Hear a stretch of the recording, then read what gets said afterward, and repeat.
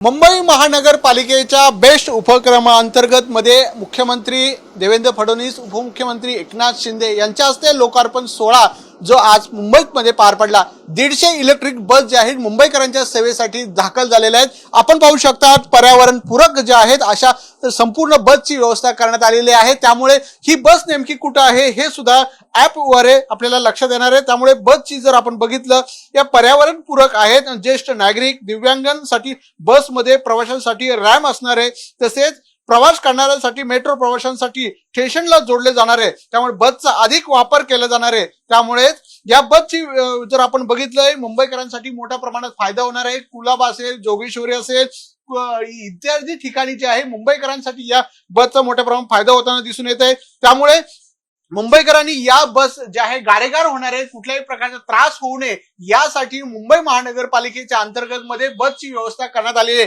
त्यामुळे विद्युत पुरवठा असेल, परिवहन उपअंतर्गत मध्ये एकूण 150 बस ज्या आहेत मुंबईकरांच्या सेवेमध्ये दाखल झाल्या असल्यामुळे संपूर्ण पर्यावरण पूरक अशा ज्या आहेत व्यवस्था करण्यात आल्यामुळे जर आपण बघितलं या महत्त्वाच्या बस ओळखल्या जात आहेत। त्यामुळे ही बस खूप महत्त्वाची असते प्रवाशाच्या दृष्टीने असेल। त्यामुळे याच प्रवाशांसाठी जे आहेत 150 इलेक्ट्रॉनिक बस ज्या आहेत आजपासून जे आहेत मुंबईकरांच्या सेवेसाठी दाखल होत आहेत। वेगवेगळ्या ठिकाणी ह्या बस जोडल्या जाणार आहेत, तसेच मेट्रो असेल किंवा रेल्वे स्टेशन असेल यांना जोडल्या जाणार असून त्यामुळे प्रवाशांचा हाल होणार नाही या दृष्टीने मुंबई महानगरपालिका बेस्ट उपक्रमांतर्गत मध्ये याची व्यवस्था करण्यात आलेली आहे। कॅमेरामॅन राकेश सह विकास मिरे, साम टीव्ही मुंबई।